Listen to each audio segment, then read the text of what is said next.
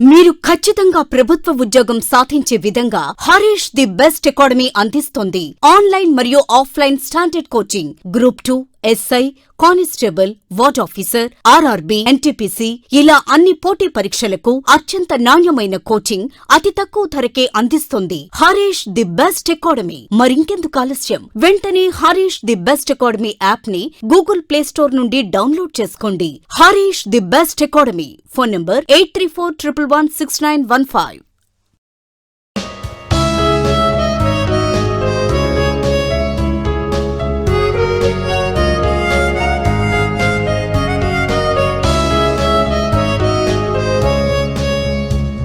Hi friends, welcome to Harish academy. ఈరోజు వార్తల్లో నిలిచిన జాతీయ, అంతర్జాతీయ, రాష్ట్రీయ అంశాల గురించి, వార్తల్లో నిలిచిన వ్యక్తులు, అవార్డులు, పుస్తకాలు మరియు క్రీడా సంబంధిత సమాచారం, ఒక్కొక్క అంశాన్ని వివరంగా తెలుసుకునే ముందు కొన్ని హెడ్లైన్ చూద్దాం. ఈరోజు అమెరికాలోని గాంధీ విగ్రహం మరొకసారి వార్తల్లో నిలిచింది. భారతదేశంలో జరుగుతున్న రైతు ఆందోళనల దృష్ట్యా అమెరికాలోని గాంధీ విగ్రహం ఎందుకు వార్తల్లో నిలిచిందో చూద్దాము. మరి ఈరోజు ఒక వ్యాక్సిన్ ఒప్పందం వార్తలు నిలిచింది.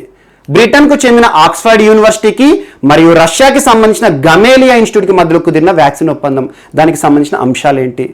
మరి ఈరోజు ప్యారిస్ ఒప్పందం వార్తలు నిలిచింది. అమెరికా తిరిగి ప్యారిస్ ఒప్పందంలో చేరబోతున్నట్టుగా ప్రకటించడం జరిగింది. దానికి సంబంధించిన అంశాలు ఏంటి? కేంద్ర ప్రభుత్వానికి సంబంధించిన విశ్వాస్ ప్రోగ్రామ్ ఈరోజు వార్తలు నిలిచింది. దానికి సంబంధించిన అంశాలు. మరియు ఈరోజు 5th India water impact summit వార్తలు నిలిచింది. ఈ సంవత్సరం ఇవ్వబడిన థీమ్ ఏంటి? ఈ వర్చువల్ కార్యక్రమము ఏ మినిస్ట్రీ ఆధ్వర్యంలో జరుగుతుందో చూద్దాము. మరియు దాంతోపాటు ఈరోజు ఏడీబీ వార్తలు నిలిచింది. ఏషియన్ డెవలప్మెంట్ బ్యాంక్ అప్వాక్స్ అనే అంశంతో, దానికి సంబంధించిన అంశం ఏంటి? సో $9 బిలియన్ కేటాయిస్తూ వార్తలు నిలిచింది. దానికి సంబంధించిన అంశాలు. మరి ఈరోజు కేరళ వార్తలు నిలిచింది రేర్ మలేరియా వ్యాధి సంబంధిత అంశంతో. సో మలేరియా వ్యాధికి సంబంధించి రకాలేంటి? ఈరోజు కేరళ ఏ మలేరియా వ్యాధికి సంబంధించి వార్తలు నిలిచిందో చూద్దాము. మరి ఈరోజు అర్బన్ గవర్నెన్స్ ఇండెక్స్ వార్తలు నిలిచింది. ఈ సంవత్సరం టాప్ ప్లేస్లో ఉన్న రాష్ట్రం ఏంటి? దానికి సంబంధించిన అంశాలు, ఏ సంస్థ విడుదల చేస్తుంది? మరియు వీటితో పాటు మిస్లేనియస్ అంశాలన్నింటినీ కూడా ఒక్కొక్క టాపిక్ని ఇంటర్లింక్ చేసుకుంటూ నేర్చుకుందాం. ముందుగా అమెరికాకి సంబంధించిన అంశం, సో మోస్ట్ ఇంపార్టెంట్. సో అమెరికాలోని గాంధీ విగ్రహం మరొకసారి వార్తలు నిలిచింది అంటున్నాను. మరొకసారి అని ఎందుకు అంటున్నానంటే, ఇటీవల ఆల్మోస్ట్ మే మంత్లో జరిగిన ఒక సంఘటన, ప్రపంచవ్యాప్తంగా కూడా చాలా ఉద్యమాలు జరిగాయి. బ్లాక్ లైవ్స్ మ్యాటర్ అని చెప్పేసి నల్ల జాతీయులకు సంబంధించి ప్రపంచవ్యాప్తంగా కూడా ఉద్యమాలు జరిగాయి. ఎందుకంటే జార్జ్ ఫ్లాయిడ్, ఒక నల్ల జాతీయుడు మరణించడం జరిగింది వైట్ అమెరికన్ పోలీస్ చేతిలో. సో మోస్ట్ ఇంపార్టెంట్, దేశవ్యాప్తంగా కాదు ప్రపంచవ్యాప్తంగా కూడా చర్చనీయాంశమైంది. సో నల్ల జాతీయులకు మద్దతు కూడా పలకడం జరిగింది. అమెరికా ఎన్నికలు ఏవైతే ఉన్నాయో ఆ ఎన్నికల పైన ప్రభావం కూడా జరిగింది. సో అలాంటి ఒక నల్ల జాతీయుడి మరణం, George Floyd most important person. తన గురించి చూడండి, దాదాపు ఒక 3-4 నెలలు చర్చనీయాంశమైన ఒక పేరు. సో అలా జార్జ్ ఫ్లాయిడ్ మరణించిన తర్వాత అమెరికాలోని గాంధీ విగ్రహం పైన కొంతమంది గుర్తు తెలియని వ్యక్తులు, ఆందోళనకారులు ఎవరైతే ఉంటారో, రేసిస్ట్ అనే పేరుతో గాంధీ విగ్రహాన్ని కూడా ధ్వంసం చేశారు. Most important, vandalised. సో దానికి అమెరికా కూడా భారతదేశానికి క్షమాపణ చెప్పింది. మరియు అమెరికాతో పాటు బ్రిటన్ పార్లమెంట్ భవనం ఉంటుంది కదా, అక్కడ ఉన్న గాంధీ విగ్రహం పైన కూడా ఆందోళనకారులు దాడి చేశారు. అలా జార్జ్ ఫ్లాయిడ్ మరణించిన తర్వాత ప్రపంచంలో గాంధీ విగ్రహం పైన దాడులు జరిగాయి. ఏ ప్రాంతాల్లో జరిగాయి అంటారు? మోస్ట్ ఇంపార్టెంట్ 2 ప్రాంతాలు గుర్తుంచుకోండి. సో లండన్లో జరిగింది అండ్ సెకండ్ అమెరికాలో జరిగింది. వైట్ హౌస్ ముందే ఉంటుంది గాంధీ విగ్రహం, సో వాషింగ్టన్ DC. సో ఈరోజు మరొకసారి గాంధీ విగ్రహం అమెరికాకి సంబంధించి వార్తలు నిలిచింది. ఎందుకంటే ప్రస్తుతం దేశవ్యాప్తంగా జరుగుతున్న ఆందోళన మనం చూస్తున్నాం. మన భారతదేశంలో రైతులు, ముఖ్యంగా పంజాబ్ రైతులు ఢిల్లీలో ఉన్నారు. ఆల్మోస్ట్ 18th డే ఇవాళ వారు చేస్తున్న ఉద్యమానికి 18th డేకి వచ్చింది. ఎందుకంటే కేంద్ర ప్రభుత్వం ఇటీవల కొన్ని వ్యవసాయ చట్టాలను తీసుకొచ్చింది, 3 వ్యవసాయ చట్టాలు. సో ఆ వ్యవసాయ చట్టాలు ఏంటి, దానికి సంబంధించిన అంశాలు ఏంటి, అవన్నీ కూడా మనం సపరేట్ వీడియోలో చర్చించాం. ఒక్కసారి చూడండి. ఎవరికైనా అర్థం కాకపోతే ఆ చట్టాలు ఏంటి, అందులో వివాదాలు ఏంటో తెలుసుకోవాలంటే ఒక్కసారి ఆ వీడియో చూడండి. సో అలా వ్యవసాయ చట్టాల రూపకల్పన చేసింది కేంద్ర ప్రభుత్వం. సో వాటిని వ్యతిరేకిస్తూ కొన్ని రాష్ట్ర ప్రభుత్వాలే కానివ్వండి, కొన్ని రాష్ట్రాలకు సంబంధించిన రైతులు ఈరోజు ఢిల్లీలో పార్లమెంట్ వద్ద కానివ్వండి, సో ప్రధానమంత్రి కార్యాలయం వద్ద కానివ్వండి, ఢిల్లీ మొత్తం కూడా రైతులు ఉన్నారు ఉద్యమం చేస్తూ. సో అలాంటి రైతు ఉద్యమాలు ఏవైతే ఉన్నాయో శాంతియుతంగా చేసే రైతు ఉద్యమాలకు మేము మద్దతు ప్రకటిస్తున్నామని ఐక్యరాజ్య సమితి కూడా ప్రకటించింది. కెనడా మద్దతు ప్రకటించింది. మనకి హౌస్ ఆఫ్ లార్డ్స్ అంటాము, మన బ్రిటన్ లో ఎగువ సభ, సో అలా హౌస్ ఆఫ్ లార్డ్స్ కూడా మద్దతు ప్రకటించింది. మోస్ట్ ఇంపార్టెంట్, ఎవరెవరు ఇటీవల కాలంలో ఏ సంస్థలు భారతదేశంలో జరుగుతున్న రైతు ఉద్యమాలకు మద్దతు పలికాయంటారు. సో ఈ మూడు గుర్తుంచుకోండి. మరియు దీనికి సంబంధించి మద్దతు అంశం అమెరికాలో కూడా ఒకటి చోటు చేసుకుంది. సో భారతదేశంలో ఎవరైతే సిక్కు రైతులు చేస్తున్న రైతు ఉద్యమాలు ఉందో, ఇక్కడ ముఖ్యంగా పంజాబ్ సంబంధించి ఎక్కువ రైతులు వచ్చారు. సో అలా ఈ సిక్కులకి మద్దతు పలుకుతూ అమెరికాలోని చాలా పట్టణాల్లో కూడా కొంతమంది సిక్స్ ఎవరైతే ఉంటారో సిక్కు మతానికి సంబంధించిన వారు కొన్ని ర్యాలీలు చేశారు. సో భారతదేశంలో రైతులు చేస్తున్న ఉద్యమం ఏదైతే ఉంటుందో దానికి సంఘీభావంగా అమెరికాలో కూడా మేము ఒక ర్యాలీ చేపడతామని చెప్పేసి చాలా పట్టణాల్లో ర్యాలీలు చేశారు కొంతమంది భారతీయులు, కొంతమంది సిక్కులు. సో అందులో జరిగిన ఒక వివాదము ఈరోజు వార్తలు నిలిచింది. అండ్ ఏ పట్టణాలు అంటే new Jersey, Washington DC, Indiana, north Carolina, Georgia, ఈ పట్టణాలు ఏవైతే ఉంటాయో ఈ ప్రాంతాల్లో చాలా మంది కూడా మన భారతదేశంలో రైతులు చేస్తున్న ఉద్యమానికి మద్దతు పలుకుతూ ర్యాలీలు చేశారు. అందులో వాషింగ్టన్ డీసీ ఈరోజు వార్తలు నిలిచింది. వాషింగ్టన్ డీసీ మనకు ఏదైతే వైట్ హౌస్ ఉంటుందో దాని ముందున్న గాంధీ విగ్రహం ఉంటుంది కదా, ఈ ర్యాలీ శాంతియుతంగా చేస్తున్న ర్యాలీలో కొంతమంది దుండగులు ప్రవేశించారు. ఆ దుండగులు ఏం చేశారంటే గాంధీ విగ్రహం ఉంది కదా, ఆ గాంధీ విగ్రహం పైన ఖలిస్తాన్ జెండాలు ఉంటాయి. మోస్ట్ ఇంపార్టెంట్, ఖలిస్తాన్ అనేది చాలా వివాదము. ఖలిస్తాన్కి సంబంధించి ఏ రకంగా కేంద్ర ప్రభుత్వం అణచివేసింది, ఇందిరాగాంధీ ప్రభుత్వం ఖలిస్తాన్ ఉద్యమం పైన ఎలాంటి అంశాలతో ముందుకు వచ్చింది, ఆపరేషన్ బ్లూ స్టార్ అంటే ఏంటి, ఇవన్నీ తెలుసుకోండి చరిత్రలో. Most important. సో అలా ఖలిస్తాన్ మద్దతుదారులు ఎవరైతే ఉంటారో కొంతమంది గుర్తు తెలియని దుండగులు వైట్ హౌస్ ముందు లేదా వాషింగ్టన్ డీసీలో ఉన్న గాంధీ విగ్రహం పైన ఈ జెండాలను కప్పేశారు. మొత్తం కూడా ఖలిస్తాన్ జెండాలను కప్పేశారు. సో దీనిని తప్పుపడుతూ భారత రాయబార కార్యాలయం ప్రస్తుతం Taranjit Singh Sandhu, most important American ambassador Indian ambassador in US. So అమెరికాలో భారతదేశ రాయబారి ప్రస్తుతం ఎవరు, తరంజిత్ సింగ్ సంధు. సో దీన్ని తీవ్రంగా ఖండించారు. అమెరికా ప్రభుత్వానికి కూడా లేఖ రాశారు. సో అసలు భారతదేశానికి సంబంధించి రైతు ఆందోళనలు ఏవైతే ఉంటాయో వాటికి మద్దతు పలుకుతూ ర్యాలీలు చేయండి, మేము వద్దనట్లేదు. కానీ గాంధీ విగ్రహం పైన ఈ ఖలిస్తాన్ జెండాలు కప్పడం ఏంటి, సో గాంధీ విగ్రహాన్ని అపవిత్రం చేయడం ఏంటి అని చెప్పేసి భారత ప్రభుత్వం తీవ్రంగా ఖండించింది. అమెరికాను కూడా అడుగుతోంది. సో ఇలాంటి అంశం ఈరోజు చోటు చేసుకుంది. సో అలా గాంధీ విగ్రహం అపవిత్రమైంది ఇటీవల కాలంలో అని చెప్పేసి ఒక అంశం వార్త నిలిచింది. ఏ దేశానికి సంబంధించి అంటారు, సో వాషింగ్టన్ డీసీలో ఉన్న గాంధీ విగ్రహం ఏదైతే ఉంటుందో ఈ ఖలిస్తాన్ ఉద్యమకాలు, సో చూడండి మాస్కులు పెట్టుకొని ఉన్నారు. సో వాళ్ళు ఎవరైతే ఉంటారో గుర్తు తెలియని దుండగులు ఖలిస్తాన్ ఎల్లో కలర్ ఉంది కదా, ఆ జెండా ఏదైతే ఉంటుందో గాంధీ విగ్రహం పైన మొత్తం కూడా చుట్టేశారు. సో దానికి సంబంధించి అమెరికా కూడా భారత్కి క్షమాపణ చెప్తోంది. ఎందుకంటే అమెరికా 2 సార్లు క్షమాపణ చెప్పింది గాంధీ విగ్రహం విషయంలోనే. ఒకటి జార్జ్ ఫ్లాయిడ్ మృతి తర్వాత గాంధీ విగ్రహం పైన దుండగులు దాడి చేసి ధ్వంసం చేశారు. అందుకు అమెరికన్ ఎంబసీ భారత ప్రభుత్వానికి Kenneth gesture, most important. So భారతదేశంలో అమెరికా రాయబారి, అమెరికాలో భారత రాయబారి ఎవరు, Taranjit Singh Sandhu, most important. So అలా రాయబారులకు సంబంధించి ఏదైనా వివాదం వచ్చినప్పుడు చూసుకోండి. సో అలా ఎంబసీస్ ప్రకటించడం జరుగుతుంది. సో అలా భారతదేశానికి క్షమాపణ చెప్పింది అమెరికా ఆల్మోస్ట్ 5 months బ్యాక్. ఈ రోజు కూడా అమెరికా ఈ చర్యను తీవ్రంగా ఖండిస్తోంది.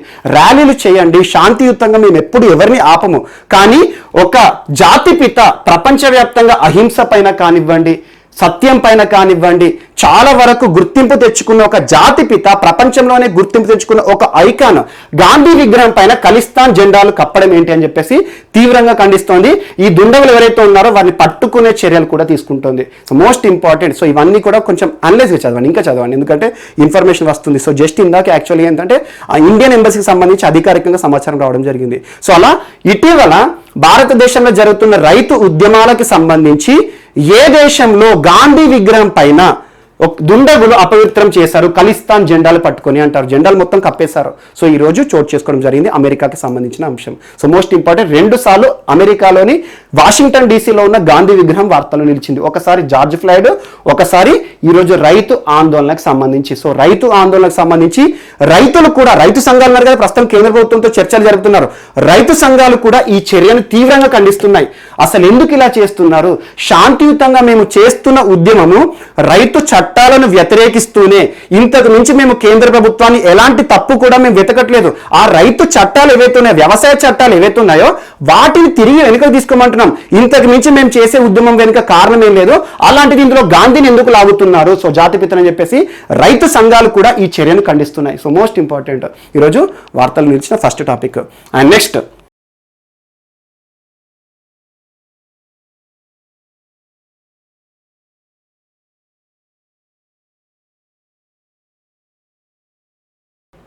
సో ఈరోజు మన నెక్స్ట్ టాపిక్ వచ్చేసి మహారాష్ట్రకి సంబంధించిన అంశం. So most important state Maharashtra ఈరోజు మరొకసారి వార్తలు నిలిచింది. ఈరోజు మహారాష్ట్ర ప్రభుత్వం తీసుకున్న ఒక కీలక నిర్ణయం రానున్న పోటీ పరీక్షల్లో మనల్ని ఒక ప్రశ్న రూపంలో అడిగే అవకాశం ఉంది. అదేంటంటే ఈరోజు రాష్ట్రంలోని సినిమా రంగానికి పరిశ్రమల హోదాను కల్పిస్తూ రాష్ట్ర ప్రభుత్వం ఒక కీలక నిర్ణయాన్ని తీసుకోవడం జరిగింది. పరిశ్రమల హోదా, ఇండస్ట్రియల్ స్టేటస్ మోస్ట్ ఇంపార్టెంట్. ఇటీవల ఏ రాష్ట్ర ప్రభుత్వము రాష్ట్రంలోని సినిమా రంగానికి, టోటల్ ఎంటర్టైన్మెంట్ సెక్టార్కి పరిశ్రమల హోదా కల్పించింది అంటారు మహారాష్ట్ర. సేమ్ ఇలాంటి ఒక అంశాన్ని ఆల్మోస్ట్ 4 months బ్యాక్ ఈశాన్య రాష్ట్రమైన మిజోరాం విషయంలో మనం చర్చించుకున్నాం. సో ఒక్కసారి రివైజ్ చేసుకోండి. మిజోరాం గురించి మీకు చెప్పాను.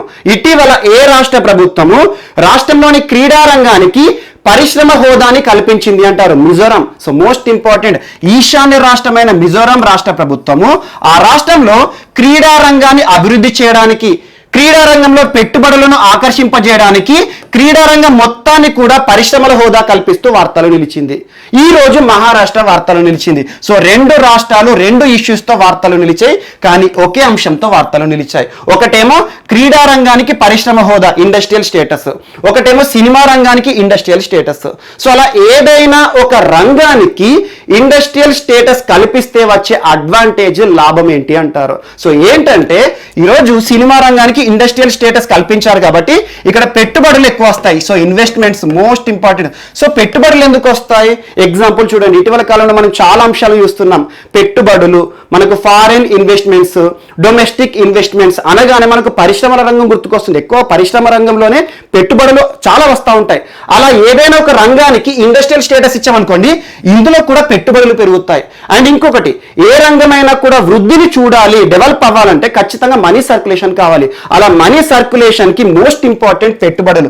ఏ రంగంలో అధిక మొత్తంలో పెట్టుబడులు వస్తాయో ఆ రంగం ఖచ్చితంగా డెవలప్ అవుతుంది. సో అలా సినిమా రంగాన్ని ఈ రోజు పరిశ్రమల హోదా కల్పించడం ద్వారా ఇందులో పెట్టుబడులు పెరుగుతాయి. ఆటోమేటిక్ గా ఇండస్ట్రీ అనేది డెవలప్ అవుతుందనే ఒక అంశాన్ని దృష్టిలో ఉంచుకొని మహారాష్ట్ర ప్రభుత్వం ఈ కీలక నిర్ణయాన్ని తీసుకుంది. అండ్ ఇంకొక అంశం, ఇక్కడ వచ్చిన ఇంకొక అడ్వాంటేజ్ ఏంటంటే సులభతర రుణాలు కూడా లభ్యమవుతాయి. సో సులభతర రుణాలు, ఇప్పుడు ఎగ్జాంపుల్ చూడండి, మనకి ఎవరైనా సినిమా ఇండస్ట్రీలో తెలిసిన వాళ్ళు ఉంటే, ఒక ప్రొడ్యూసర్ ఒక సినిమాను తీయాలి అనుకుంటే తను ఫైనాన్షియర్ పైన డిపెండ్ అవుతాడు.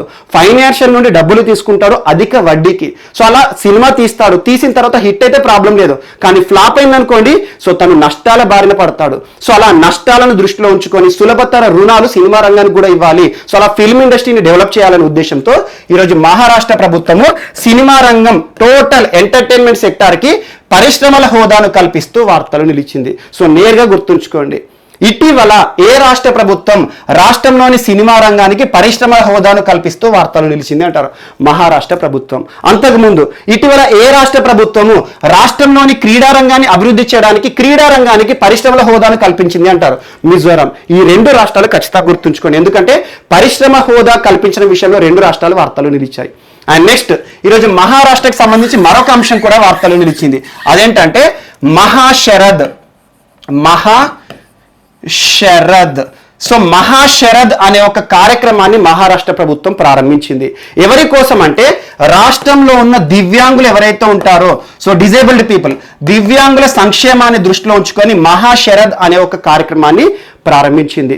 ఈ కార్యక్రమం యొక్క ఉద్దేశం ఏంటంటే డిజిటల్ ప్లాట్ఫామ్ ద్వారా, సో ఆ డిజిటల్ అంటే ఏంటి, ఆన్లైన్ ప్లాట్ఫామ్ ద్వారా రాష్ట్రంలో ఎవరైతే దివ్యాంగులు ఉన్నారో, ఏదైనా అవయవ లోపంతో బాధపడేవారు కానివ్వండి, ఏదైనా సమస్యతో బాధపడేవారు ఉంటే వారికి కావలసిన టూల్స్ ఉంటాయి కదా, ఎగ్జాంపుల్ సపోర్టింగ్ స్టిక్స్ కానివ్వండి, ఎగ్జాంపుల్ కాలు లేని వారు ఉన్నారనుకోండి వారికి వీల్ చైర్ కానివ్వండి, లేదా ఒక కాలు లేకపోతే సపోర్టింగ్ స్టిక్ కానివ్వండి, ఇలాంటివి ప్రభుత్వం నుండి ఉచితంగా సరఫరా చేస్తారు. సో మోస్ట్ ఇంపార్టెంట్, ఇటీవల మహాశరద్ అనే కార్యక్రమాన్ని దివ్యాంగుల కోసం తీసుకొచ్చిన రాష్ట్ర ప్రభుత్వం ఏది అంటారు? సో ఇది ఏ శాఖ పరిధిలో ఉంటుందంటే సోషల్ జస్టిస్ డిపార్ట్మెంట్ పరిధిలో అమలవుతుంది. So ministry of social justice Maharashtra పరిధిలో ఒక్కొక్క శాఖ ఉంటుంది కదా, అలా దివ్యాంగుల సంక్షేమం గురించి సోషల్ జస్టిస్ సామాజిక న్యాయ మంత్రిత్వ శాఖ ఏదైతే ఉంటుందో ఆ మంత్రిత్వ శాఖ పరిధిలో అమలవుతుంది మహాశరద్ అనే కార్యక్రమం. సో దీని యొక్క యాక్రోనిమ్ చూడండి, అంటే ఫుల్ ఫామ్ చూడండి, మహారాష్ట్ర సిస్టమ్ ఆఫ్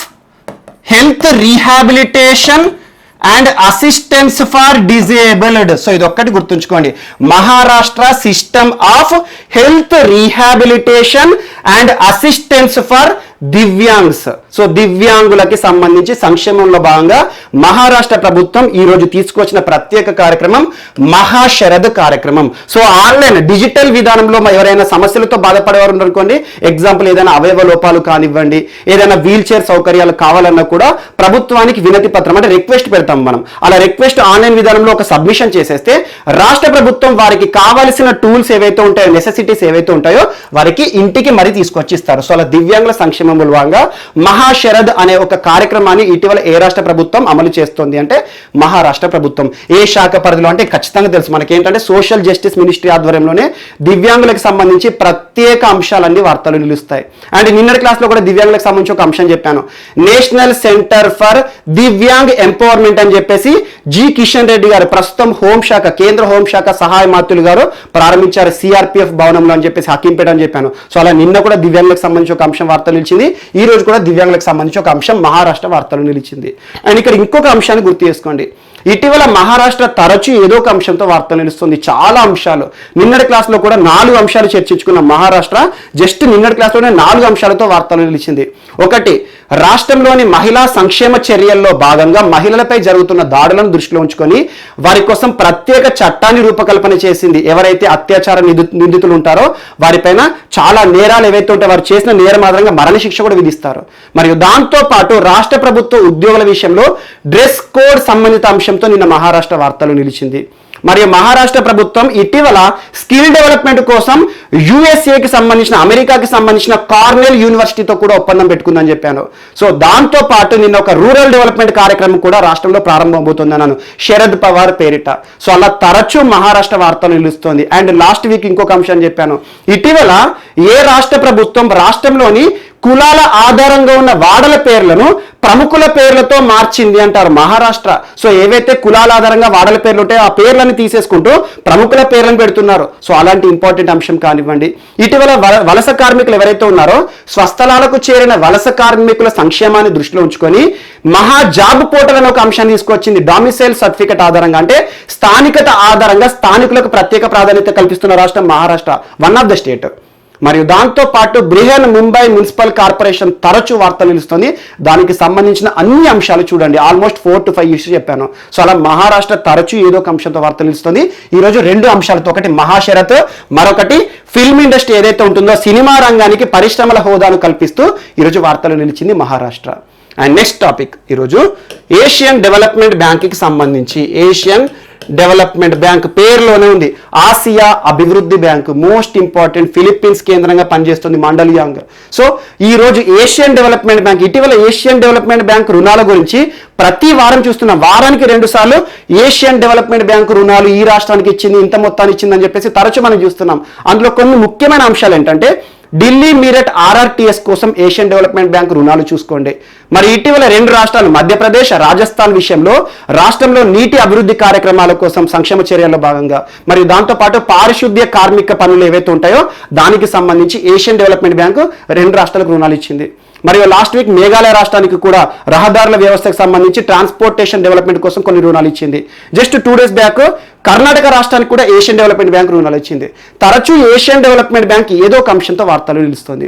ఈరోజు ఏషియన్ డెవలప్మెంట్ బ్యాంకు కోవిడ్కి సంబంధించి వార్తలు నిలిచింది. సో కరోనా వైరల్ డిసీజ్ ఏదైతే ఉంటుందో ప్రపంచాన్ని పట్టిపీడిస్తున్న కరోనా మహమ్మారిని దృష్టిలో ఉంచుకొని ఏవైతే డెవలపింగ్ నేషన్స్ ఉంటాయో, అభివృద్ధి చెందుతున్న దేశాలు ఏవైతే ఉంటాయో వాటి సంక్షేమాన్ని దృష్టిలో ఉంచుకొని ప్రస్తుతం వ్యాక్సిన్ దశలు అమల్లో ఉన్నాయి.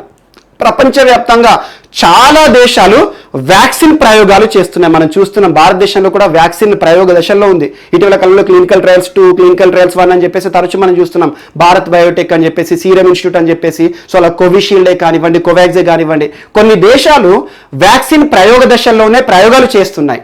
కొన్ని దేశాలు ఏ దేశం అయితే వ్యాక్సిన్ తీసుకొస్తుందో ఆ దేశం నుండి ఇన్స్టెంట్గా కొనుక్కుందామని చెప్పేసి కొన్ని ధనిక దేశాలు చూస్తున్నాయి. మరియు కొన్ని అభివృద్ధి చెందుతున్న దేశాలు, ఇప్పుడిప్పుడు అభివృద్ధి చెందుతున్న దేశాలు కానివ్వండి, పేద దేశాలు ఏవైతే ఉంటాయో ఆల్మోస్ట్ 50% ప్రపంచంలో పేద దేశాలే ఉన్నాయి. అలాంటి దేశాల యొక్క భవిష్యత్ ఏంటి? కొన్ని దేశాలు సొంతంగా వ్యాక్సిన్ తయారు చేసుకుంటున్నాయి, కొన్ని కొనే స్తోమతలు కూడా ఉన్నాయి. కానీ పేద దేశాలు అటు తయారు చేసుకునే పరిస్థితులు లేవు, అటు కొనుక్కునే స్థాయిలో కూడా లేవు. వాటిని దృష్టిలో ఉంచుకొని ప్రత్యేక నిధిని ఈరోజు ఏర్పాటు చేసింది ఏషియన్ డెవలప్మెంట్ బ్యాంక్. దాదాపు $9 బిలియన్ 9 బిలియన్ డాలర్ల నిధులను ఏర్పాటు చేసింది Asia Pacific vaccine access program లో భాగంగా.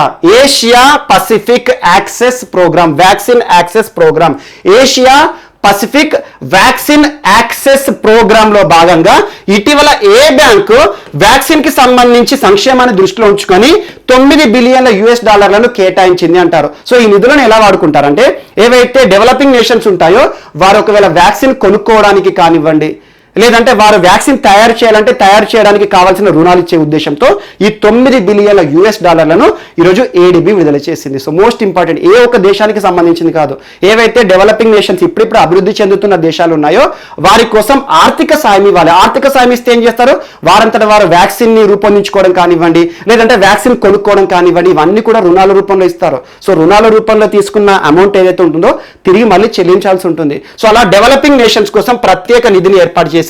సో అలా Asia Pacific vaccine access centre program లో భాగంగా ఇటీవల ఏ బ్యాంక్ అంటారు, సో ఏడీబీయా, ఎన్డీబీయా, లేకపోతే వరల్డ్ బ్యాంక్, ఐఎంఎఫ్ అంటారు. సో ఏషియన్ డెవలప్మెంట్ బ్యాంక్ ఈరోజు మరొకసారి వార్తల్లో నిలిచింది. దీనికి సంబంధించి అధ్యక్షుడు మసాసుగు అసకావా గారు ప్రకటించారు. మసాసుగు అసకావా ప్రస్తుతం ఏషియన్ డెవలప్మెంట్ బ్యాంక్ ప్రెసిడెంట్ గారు. సో ఏషియన్ డెవలప్మెంట్ బ్యాంక్ ఈరోజు కరోనా సంరక్షణ చర్యల్లో భాగంగా $9 బిలియన్ల డాలర్లను ఈరోజు ఏవైతే అభివృద్ధి చెందుతున్న దేశాలు ఉంటాయో వారి కోసం కేటాయిస్తూ వార్తలు నిలిచింది. Asia Pacific vaccine access centre ప్రోగ్రాంలో భాగంగా.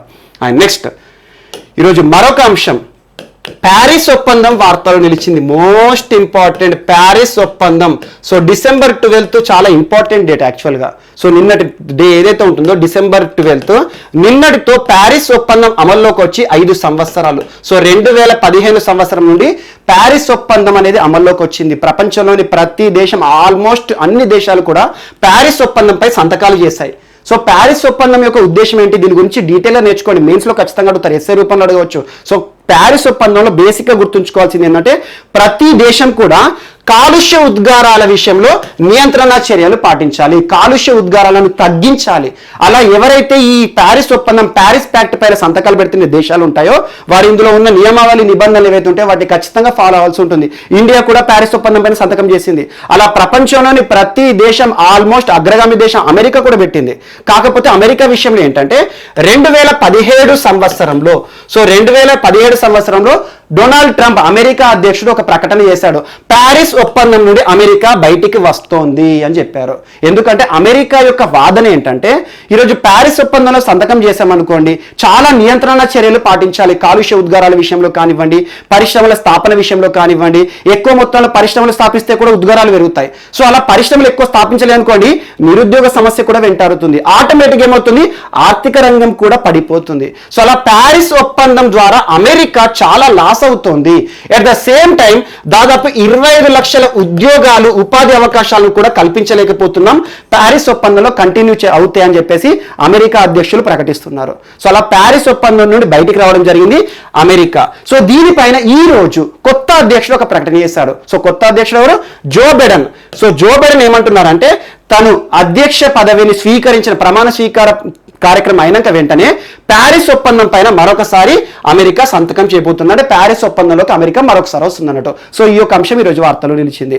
మరియు భారత ప్రధాని నిన్న జరిగిన ఒక సమ్మిట్, వాతావరణ లక్ష్య సదస్సు, వాతావరణ లక్ష్య సదస్సు 2020 ఎందుకు జరిగింది అంటే ప్యారిస్ ఒప్పందం అమల్లోకి వచ్చేసి 5 సంవత్సరాలు అవుతుంది కాబట్టి ఆ జ్ఞాపకంగా ప్రపంచ దేశాలన్నీ కూడా ఒక సదస్సు రూపంలో ఏర్పాటయ్యాయి. అంటే వర్చువల్గా జరిగిన సదస్సు. అందులో ప్రపంచ దేశాధినేతలు ఏదైతే ఉంటారో, ఒక్కొక్క దేశానికి సంబంధించి దేశాధినేతలు ఉంటారు కదా, వారు ఆ దేశం ఎలాంటి నియంత్రణ చర్యలు, కాలుష్య ఉద్గారాల విషయంలో ఎలాంటి నియంత్రణ చర్యలు తీసుకుంటుందని చెప్పేసి ప్రసంగిస్తారు అన్నట్టు. ఇందులో భారత ప్రధాని నరేంద్ర మోడీ గారు ఏం చెప్పారు అంటే, భారతదేశంలో 2005 సంవత్సరం నుండి, సో 2005 సంవత్సరం నుండి యాజ్ ఆన్ టుడే 2020 డిసెంబర్ 12 వరకు కాలుష్య ఉద్గారాల నియంత్రణ అద్భుతంగా చేశాము.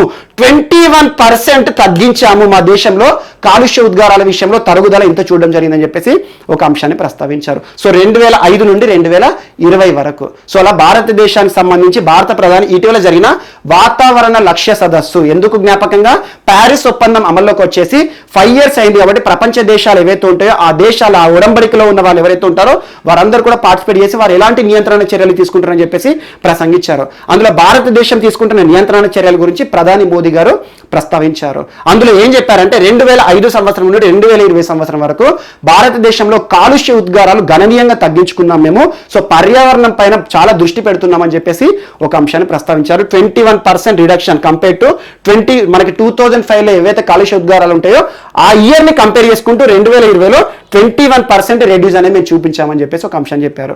అండ్ ఇటీవల క్లైమేట్ చేంజ్ పర్ఫార్మెన్స్ ఇండెక్స్ అని ఒక అంశం చెప్పాను. అందులో కూడా భారతదేశం మంచి స్థానంలో ఉంది, టాప్ 10 నేషన్స్ లో ఉంది, అలా 10th ప్లేస్లో ఉంది, అంతకుముందు 9th ప్లేస్లో ఉంది. సో అలా క్లైమేట్ చేంజ్ పర్ఫార్మెన్స్ ఇండెక్సే కానివ్వండి. నిన్న కూడా వాతావరణానికి సంబంధించి ఒక అంశాన్ని చెప్పాను. యూనివర్సిటీ ఆఫ్ ఈస్ట్ ఆంగ్లియా అనే ఒక సర్వే చేశారు. అందులో ప్రపంచంలో కాలుష్య ఉద్గారాలు గణనీయంగా తగ్గాయి. ఈ కరోనా పరిస్థితుల కాలంలో 7% రెడ్యూస్ అయ్యాయని చెప్పాను. సో అది కూడా ఇక్కడ యాడ్ చేసుకోండి. అండ్ ఇంకొక అంశం అమెరికా వాదిస్తోంది ఏంటంటే, ప్రపంచంలో అత్యంత కాలుష్య ఉద్గారాలు వెదజల్లుతున్న దేశాల జాబితాలో టాప్ లో చైనా, భారత్ ఉంటుంది అని చెప్పేసి అమెరికా ప్రస్తావిస్తోంది. సో అలా ఏ దేశమైనా కూడా కాలుష్య ఉద్గారాలను నియంత్రణ చేసేటప్పుడు చాలా అంశాలు దృష్టిలో పెట్టుకుంటారు. ఎందుకంటే పరిశ్రమల స్థాపన విషయంలో కానివ్వండి, ఈరోజు ఎక్కువ పరిశ్రమలు ఉన్నాయనుకోండి ఉద్గారాలు పెరుగుతాయి. సో అలా పరిశ్రమలు లేకపోతే ఉద్యోగ ఉపాధి అవకాశాలు ఇవ్వలేము. సో అలాంటి అంశాలు ఒకవైపు మంచి ఉంది, ఒకవైపు చెడు ఉంది. కానీ సుదీర్ఘంగా మనకు వాతావరణ పరిస్థితులను దృష్టిలో ఉంచుకొని ప్యారిస్ ఒప్పందం విషయంలో ప్రతి దేశం కూడా కొన్ని నిబంధనలు ఫాలో అవ్వాలని చెప్పేసి 2015 డిసెంబర్ 12 నుండి అమల్లోకి వచ్చింది. So most important. సో అలా ప్యారిస్ ఒప్పందానికి సంబంధించి కొన్ని ముఖ్యమైన తేదీలను ఖచ్చితంగా గుర్తుంచుకోండి. పోటీ పరీక్షల్లో రెగ్యులర్గా అడుగుతున్నారు ప్రశ్నలు. ఏ రోజున ప్యారిస్ ఒప్పందంపై ప్రపంచ దేశాలు సంతకం చేశాయి అంటారు. So most important 12th December 2015 2015 ఈ తేదీ రోజున ప్యారిస్ ఒప్పందం పైన ప్రపంచ దేశాలు సంతకం చేశాయి. ఏ రోజు నుండి ప్యారిస్ ఒప్పందం అమల్లోకి వచ్చింది అంటారు. 4th November 2016. Most important years, most important dates. ఏ సంవత్సరం అమెరికా ప్యారిస్ ఒప్పందం నుండి వైదొలుగుతున్నట్లుగా ప్రకటించింది అంటారు. 2017. So most important. ఏదైనా అంశం ప్యారిస్ ఒప్పందానికి సంబంధించి వార్తలు నిలిస్తే ఖచ్చితంగా చూడండి. ఇటీవల కాలంలో ఏ దేశం కాలుష్య ఉద్గారాల నియంత్రణ విషయంలో ఎలాంటి అంశంతో వార్తలు నిలుస్తున్నాయి, భారతదేశం కాలుష్య ఉద్గారాల నియంత్రణ విషయంలో ఎలాంటి చర్యలు చేపడుతుంది, ఇలాంటి అంశాలపైన ప్రత్యేక శ్రద్ధ చూపండి. సో ఈరోజు ప్యారిస్ ఒప్పందం సంబంధించిన అంశాలన్నింటినీ కూడా లింక్ చేసుకోండి. అండ్ నెక్స్ట్ ఈరోజు పర్యావరణానికి సంబంధించిన మరొక అంశము 5th India water impact summit 2020 వార్తలు నిలిచింది. Most important. నీటికి సంబంధించి జల సంరక్షణకి సంబంధించిన ఒక సదస్సు, వర్చువల్ సదస్సు డిసెంబర్ 10వ తేదీ నుండి 15వ తేదీ వరకు జరుగుతోంది, ప్రస్తుతం జరుగుతోంది. ఏ మంత్రిత్వ శాఖ ఆధ్వర్యంలో 5th India water impact summit జరుగుతోంది అంటారు. Ministry of Jal Shakti. So water అంటున్నాను, నీటికి సంబంధించిన అంశం ఏది వార్తలో నిలిచినా మినిస్ట్రీ ఆఫ్ జలశక్తి పరిధిలో ఉంటుంది. సో జలానికి సంబంధించి ప్రస్తుతం ఎవరు మినిస్ట్రీ ఆఫ్ జలశక్తి? గజేంద్ర సింగ్ షెకావత్ గారు. సో గజేంద్ర సింగ్ షెకావత్ గారు మినిస్ట్రీ ఆఫ్ జలశక్తిగా ఉన్నారు. సో ప్రస్తుతం 5th India water impact summit 2020 కార్యక్రమాన్ని ఏ మంత్రి ప్రారంభించారు అంటారు. Most important. So Gajendra Singh Shekhawat గారేమో మినిస్ట్రీ ఆఫ్ జలశక్తి, కానీ ఏదైనా మంత్రిత్వ శాఖకు సహాయ మంత్రులు ఉంటారు. సో మినిస్ట్రీ ఆఫ్ జలశక్తి సహాయ మంత్రి ఎవరు అంటే ప్రస్తుతం రతన్ లాల్ కటేరియా. సో రతన్ లాల్ కటేరియా గారు 5th India water impact summit ని ప్రారంభించడం జరిగింది. భారతదేశంలో జలాశయాలు ఏవైతే ఉంటాయో, వాటర్ రిజర్వ్స్ ఏవైతే ఉంటాయో వాటి సంరక్షణ చర్యలకి సంబంధించి ఈ సమ్మిట్ లో చర్చిస్తారు. సో అలా నీటి సంరక్షణకి సంబంధించిన ఒక సమ్మిట్ ఈరోజు వార్తలు నిలిచింది, ప్రస్తుతం జరుగుతోంది. డిసెంబర్ 10th నుండి 15th వరకు ఇవి జరుగుతున్నాయి, వర్చువల్ గా జరుగుతున్నాయి. అలా ప్రతి సంవత్సరం భారతదేశంలో నీటి సంరక్షణకు సంబంధించి ఎక్కడెక్కడ జలాశయాలు ఉన్నాయి, ఏ రకంగా వాటిని సంరక్షించాలి, సంరక్షణ చర్యలకి సంబంధించిన గైడ్ లైన్స్ ప్రకటించడం కానివ్వండి, ఇలాంటి ఒక సమ్మిట్ ఈ రోజు వార్తలు నిలిచింది. సో అలా ప్రతి సంవత్సరం ఒక ఇతివృత్తం, ఒక థీమ్ అనేది ఇస్తారు. ఈ సంవత్సరం ఇవ్వబడిన థీమ్ ఏంటి అంటారు. So most important, Arth Ganga river conservation synchronised development. Arth Ganga river conservation synchronised development. ఈ సంవత్సరం ఇవ్వబడిన theme 5th India water impact summit కి సంబంధించిన థీమ్. సో నేరుగా గుర్తుంచుకోండి. అలా వాటర్ సమ్మిట్ ని ఏ మంత్రిత్వ శాఖ పరిధిలో నిర్వహిస్తారంటే మినిస్ట్రీ ఆఫ్ జలశక్తి. సో సహాయ మంత్రి గారు ప్రారంభించారు వర్చువల్ కార్యక్రమాలు. భారతదేశంలో నీటి సంరక్షణ పద్ధతులకు సంబంధించిందో వర్ణిస్తున్నారు. అండ్ ఇంకొక అంశం, సో ఏ డిపార్ట్మెంట్స్ సంయుక్తంగా ఈ సమ్మిట్ ని నిర్వహిస్తున్నాయంటారు. ఒకటి national mission for clean Ganga. So most important, ఇటీవల తరచూ చూస్తున్నాం, national mission for clean Ganga, Ganga నది కోసం ఏర్పాటు చేయబడ్డ ప్రత్యేక సంస్థ. మరియు దాంతోపాటు centre for Ganga river basin management and studies. Centre for Ganga river basin management and studies మరియు national mission for clean Ganga, ఈ రెండు సంస్థలు సంయుక్తంగా మినిస్ట్రీ ఆఫ్ జలశక్తి పరిధిలో ఈ సమ్మిట్ ని నిర్వహిస్తున్నాయి. సో నేరుగా గుర్తుంచుకోండి, ఎగ్జామ్ లో ఒక ప్రశ్న అడిగే అవకాశం ఉంది. 5th India water impact summit ఈ సంవత్సరం మొట్టమొదటిసారి వర్చువల్ గా జరుగుతున్నాయి. ఎందుకంటే ప్రపంచ దేశాలకి సంబంధించిన సదస్సులు కానివ్వండి, ఐక్యరాజ్య సమితికి సంబంధించిన సదస్సులు కానివ్వండి, ప్రతి ఒక్క సమ్మిట్ కూడా వర్చువల్ గానే జరుగుతున్నాయి. ప్రస్తుతం పాండమిక్ సమయంలో ఉన్నాం మనం, కరోనా సమయంలో. ఈ రోజు వాటర్ కి సంబంధించి ఒక సమ్మిట్ జరుగుతుంది. సో థీమ్ ఏంటి ఈ సంవత్సరం అంటారు. ప్రతి సంవత్సరం జరుగుతుంది. ఈ సంవత్సరం ఇవ్వబడిన theme Arth Ganga river conservation synchronised development. So local రివర్సే కానివ్వండి, నదులు ఏవైతే ఉంటాయో, జలాశయాలు ఏవైతే ఉంటాయో, డ్యాములు కానివ్వండి, చెరువులు ఏవైతే ఉంటాయో, వాటి సంరక్షణకు సంబంధించి ఎలాంటి గైడ్ లైన్స్ పాటించాలని చెప్పేసి దేశవ్యాప్తంగా జరుగుతున్న ఒక వర్చువల్ సదస్సు. So most important, ministry of జలశక్తికి సంబంధించి థీమ్ గుర్తుంచుకోండి. ఏ మంత్రిత్వ శాఖ, ఏ సంస్థలు నిర్వహిస్తున్నాయి, సో ఎవరు లాంచ్ చేస్తారు, ఎందుకోసం, ఇది ఒకటి సరిపోతుంది. సో ఈ సంవత్సరం 5th. సో ఇప్పుడు ప్రస్తుతం వర్చువల్ జరుగుతుంది. మొట్టమొదటి virtual India water impact summit 2020 December 10th నుండి 15th వరకు జరుగుతున్నాయి. అండ్ నెక్స్ట్ ఈరోజు మరొక అంశము, పట్టణ పరిపాలనా సూచి అనే ఒక అంశం ఈరోజు వార్తలు నిలిచింది. Urban governance index. సో పట్టణ పరిపాలన ఇండెక్స్ అంటే ఏంటి? పట్టణ ప్రాంతాలకు సంబంధించి ఏ రకంగా గవర్నెన్స్ జరుగుతుంది, ఏ రాష్ట్రము పట్టణ ప్రజల సంక్షేమం కోసం ఎలాంటి పథకాలను తీసుకువస్తున్నాయి, అలాంటి అంశాలను క్రైటీరియా తీసుకొని పట్టణ పరిపాలనా సూచి అనే ఒక సూచి ఈరోజు వార్తలు నిలిచింది. అంటే ఏం లేదు, భారతదేశంలో చాలా రాష్ట్రాలు, ఆల్మోస్ట్ ఈ సర్వే 28 రాష్ట్రాల్లో జరిగింది. 40 నగరాలు ఏవైతే ఉంటాయో వాటిని పరిగణలోకి తీసుకొని ఒక సూచి, ఒక ర్యాంకింగ్స్ ఇచ్చారు. ఏ రాష్ట్ర ప్రభుత్వం పట్టణ ప్రజలకి సంబంధించి ఎలాంటి పథకాలను రూపకల్పన చేస్తున్నాయి, పట్టణ ప్రజల సంక్షేమానికి సంబంధించి ఎలాంటి కార్యాచరణలు సిద్ధం చేస్తున్నాయి, సో పట్టణ ప్రాంతాల్లో ఎలా గవర్నెన్స్ ఉంది, పరిపాలన ఏ రకంగా ఉంది అని చెప్పేసి ప్రామాణికంగా తీసుకుని ఒక సూచి వార్తలు నిలిచింది. ఎవరు చేశారు అంటే ప్రజా అనే ఒక సంస్థ. యాక్చువల్గా ప్రజా అనే సంస్థ ప్రభుత్వానికి సంబంధించి కాదు, ఒక ప్రైవేట్ సంస్థ. సో ప్రజా అనే సంస్థ భారతదేశంలో పట్టణ పరిపాలనా సూచి, అర్బన్ గవర్నెన్స్ ఇండెక్స్ అనే ఒక సూచిని ఈరోజు ర్యాంకింగ్స్ విడుదల చేయడం జరిగింది. ఇందులో టాప్ ప్లేస్ పొందిన రాష్ట్రం ఏదంటారు, అది ఒకటే అడుగుతారు, అది Odisha. So most important, Odisha. భారతదేశంలో పట్టణ పరిపాలన విషయంలో ఒడిషా స్టేట్ టాప్ లో ఉందండి. ఈ సూచి ఆధారంగా పట్టణ ప్రజలకి సంబంధించిన పథకాలే కానివ్వండి, కార్యాచరణ కానివ్వండి. ఎగ్జాంపుల్ చెప్తాను. ఇటీవల ఒడిషాకి సంబంధించి మనం ఒక కార్యక్రమాన్ని చూసాము, Sujal, drink from tap water mission. Sujal అనే కార్యక్రమం విషయంలో ఒడిషా రాష్ట్రం గురించి మీకు చెప్పాను. అంటే ఏంటి, పట్టణ ప్రాంత ప్రజలు ఎవరైతే ఉంటారో, పట్టణాల్లో నివసించే ప్రజలు ఎవరైతే ఉంటారో వారి సంరక్షణ చర్యల భాగంగా నీటి సౌకర్యాలు కల్పించడానికి 24/7 24 గంటలు కూడా కూడా పట్టణ ప్రాంత ప్రజల కోసం ఉద్దేశించబడిన water programme Sujal drink from tap water mission just ఒక 1 month బ్యాక్ ఒడిశా రాష్ట్ర ప్రభుత్వం ప్రారంభించింది అన్నాను. అలా ఒడిశా రాష్ట్రంలో పట్టణ ప్రాంతాలన్నింటినీ కూడా పరిగణలోకి తీసుకొని పట్టణ ప్రాంతాల్లో నివసించే ప్రజల కోసము 24 hours నీటి సౌకర్యాన్ని కల్పిస్తున్నారు. అంటే ఏంటి, పట్టణ పరిపాలన అద్భుతంగా ఉన్నది. సో వారికి కావాల్సిన మినిమం అమ్యూనిటీస్ ఏవైతే ఉంటాయో ప్రభుత్వాలు ఏ రకంగా తీరుస్తున్నాయి. ఇలాంటి అంశాల ఆధారంగా ఈ సూచి రావడం జరిగింది. ఒడిశా టాప్ ప్లేస్ లో జరిగింది. అండ్ ఒడిశా టాప్ ప్లేస్ లో ఎందుకు నిలిచింది, ఇందాకే ఒక కార్యక్రమం చెప్పాను, సుజల్ అనే కార్యక్రమం, రీసెంట్ పట్టణ అభివృద్ధి కార్యక్రమం. సో అలా ఒడిశా ఫస్ట్ ప్లేస్ లో ఉంది, second Maharashtra, third Chhattisgarh, fourth Kerala, fifth Madhya Pradesh. ఈ టాప్ 5 స్టేట్స్ గుర్తుంచుకోండి. పట్టణ పరిపాలనా సూచీలో ఈ సంవత్సరం టాప్ ప్లేస్ లో ఉన్న స్టేట్ ఏది అంటారు, ఒడిశా. దాదాపు 28 రాష్ట్రాలు కన్సిడర్ చేశారు, 40 సిటీస్ ని తీసుకొని ఈ సర్వే చేయడం జరిగింది ప్రజా అనే సంస్థ. ఇందులో బాటమ్ లో ఉన్న స్టేట్స్ ఏవంటే ఈశాన్య రాష్ట్రాలు అన్ని బాటమ్ లోనే ఉన్నాయి, మరి వాటితో పాటు జార్ఖండ్ స్టేట్. సో బాటమ్ లో ఉన్న రాష్ట్రాలు పట్టణ పరిపాలన సూచిలో జార్ఖండ్ తో పాటు ఈశాన్య రాష్ట్రాలన్నీ కూడా బాటమ్ లో ఉన్నాయి. సో ఇది ఒక్కటే గుర్తుంచుకోండి. పట్టణ పరిపాలన సూచి అర్బన్ గవర్నెన్స్ ఇండెక్స్ ఎవరు విడుదల చేశారు, ప్రజా అనే సంస్థ. ఇందులో టాప్ ప్లేస్ లో ఉన్న స్టేట్ ఏంటి, సో ఒడిశా రాష్ట్రం. ఎందుకు ఒడిశా రాష్ట్రం టాప్ ఉందంటే ఒకటి ఎగ్జాంపుల్ తీసుకోండి, Sujal drink from tap water mission పట్టణ ప్రజల కోసం ప్రత్యేకంగా కొన్ని పథకాల రూపకల్పన విషయంలో వార్తలు నిలుస్తుంది. మరి ఇక్కడ కొన్ని మిస్లేనియస్ పాయింట్స్ కూడా యాడ్ చేసుకోండి. సో అలా ఎన్నికైన ప్రజాప్రతినిధులు ఎవరైతే ఉంటారో ఎన్నికైన ప్రజాప్రతినిధులకు సంబంధించి సాధికారత విషయంలో టాప్ ప్లేస్ లో ఉన్న స్టేట్ ఏది అంటారు.